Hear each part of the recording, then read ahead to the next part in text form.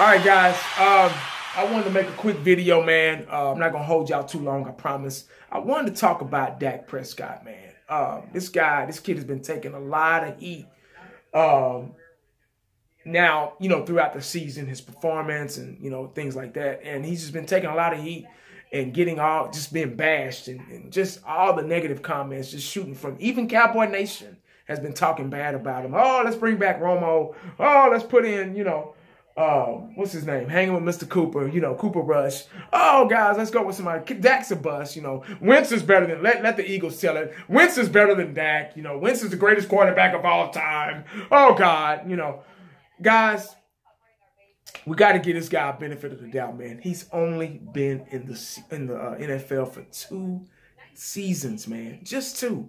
The quarterback, we got to realize that the quarterback position is a very important position. It's the most important position on the football team. You're the captain of the team.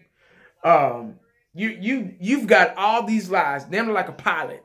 You've got all these lives in your hands.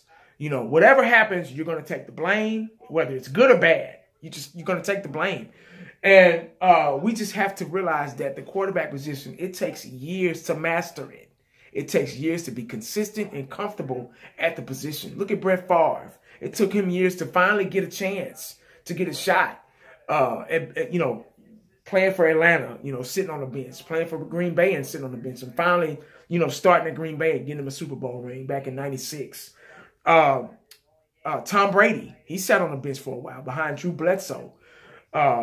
Steve Young, he sat behind Joe Montana for years. All these great quarterbacks, man. Now, Dak Prescott, he got a little boost last year. He had an awesome season for a rookie last year. And let me tell you why. Because we had a healthy offensive line. We had he was already, that was Romo's team. You get what I'm saying? That was Tony Romo's team that we had last season. Dak Prescott just happened to be in the midst of a Tony Romo injury. And boom, made a couple of touchdown passes during the preseason. Boom, boom, boom. Got him in the door. Sky was the limit for him, man. He had a healthy, consistent offensive line. He had Zeke at running back. He had Dez, which was a lot better last year than, this year. Everything just kind of clicked for him. It was timing. It was perfect timing for Dak Prescott to come in and take over a team that was led by Tony Romo for years. You get what I'm saying? So last year was such a big impact for him. You get me? So now this year, Tony Romo's gone. I always believe that a quarterback needs an old dog on the bench telling him what to do, guiding him, coaching him, being a mentor. When he lost that, now he's on his own. You get me? So Dak Prescott is on his own now. And now he's got to make all these decisions by himself. Just his second season, man. Second year, guys. It takes years for quarterbacks to be great, in this league, and to be successful. And we just got to give him time.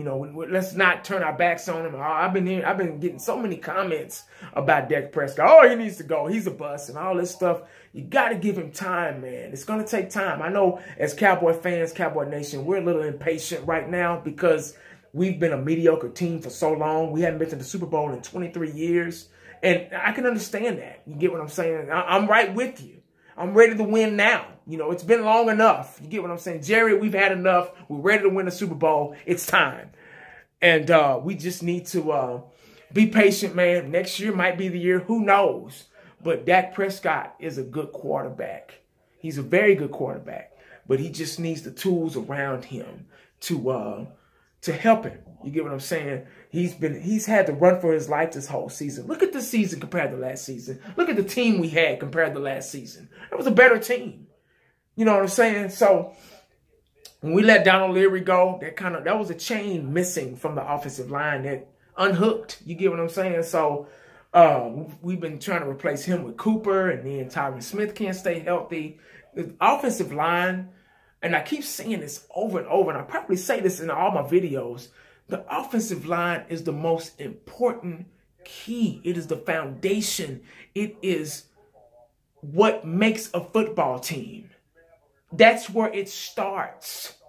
Why you think the Cowboys were so successful in the 90s? We had the Great Wall of Dallas, the greatest offseason of all time. The greatest. All of them were in the Pro Bowl. All of them. You get me, man? That's why Emmitt Smith has the rushing title. Because he ran behind the Great Wall of Dallas. If you have these three things, if you have a dominant, consistent, healthy offensive line, you'll be a great team. Nobody can stop you. That's why Zeke was so successful last year. We would pound, pound, pound, pound. Didn't matter if you knew where we were going. Left, right, up the middle. Draw play, delay, toss, handoff. Didn't matter. We ran it down your throat. And we were able to, we couldn't do that this year because our offensive coordinators were scared to do it because of the condition of the offensive line. You get what I'm saying? So now play calling has a lot to do with it too, of course. I mean, yeah, but that's where the team starts. So if we're going to focus on something, guys, we have to focus on that O-line and keep that O-line up here, not down here. It has to be up here first because the O-line takes control of the game, clock management, possession of the clock, dominating the clock. That's why we won in games last year. We had the ball the whole game. We would milk that clock. Zeke, 5 yards here, 7 yards here, 20 yards here. Just running up the field. Nobody could stop us. If we get that mentality back, it keeps the pressure off of Dak. And it makes him, it enables him to learn more. Because, look, he doesn't have to throw the ball all the time. Because he got Zeke back there. He's got a good offensive line to run behind. He's got time to throw it. If you don't give a quarterback time to throw it, I don't give a damn if it's Joe Montana back there. He's not going to be able to find anybody open because his ass is going to be laying on the ground. So until we all figure that out, I've seen all the videos about, oh, what we need to work on. Oh, who's going to get fired? Oh, Jason Garrett needs to go. Oh, Linehan needs to go. Oh, Jerry Jones, he's Al Davis all over again. Oh, Cole Beasley. Oh, this Witten needs to retire. Yada, yada, yada. Nobody has talked about the offensive line at all. And that's where a team starts. If you don't know that, you need to stop watching the Cowboys. You need to stop watching football. Because guess what's going to happen if you line up Dez on one side, Terrence Williams on the other, Cole Beasley in the slot, Jason Witten right here, Zeke behind you, no offensive line. Guess what's going to happen? Just take a wild guess. I'm waiting. Thank you. Thank you. I'll see your answer in the comment section when I get through the video. But that's all I got, guys, man. I didn't want to hold y'all, man. 8 minutes is long enough. It's gonna be a long off season, guys. It's already off season for us. The season ain't even over with yet, and it's just gonna be so. It's a lot to talk about, a lot to discuss. I'm never gonna run out of things to talk about. Hopefully we make some moves. I think I read up that our quarterbacks coach is gone, Wade Wilson. I don't know if he retired or let him go. Receivers coach is out of there. Special teams coach is out of there. Now, if you're gonna hold on to Garrett, we know Garrett's not going anywhere. If you're gonna hold on to Linehan, the offensive coordinator, which is the coordinators are the second line of defense behind the head coach. So if you're not going to get rid of the head coach, the coordinators, which is the defense and the offensive coordinator, at least you can start getting rid of the guys that's the third line of defense, like the receivers coach, offensive line coach, all those different position coaches. That's the least you can do. That's a start, but we'll see, guys. You know, off season is still young for us, so we'll see, man. Make sure you stay prayed up because you never know what the day is gonna bring you. Holla back at your boy. I'm out.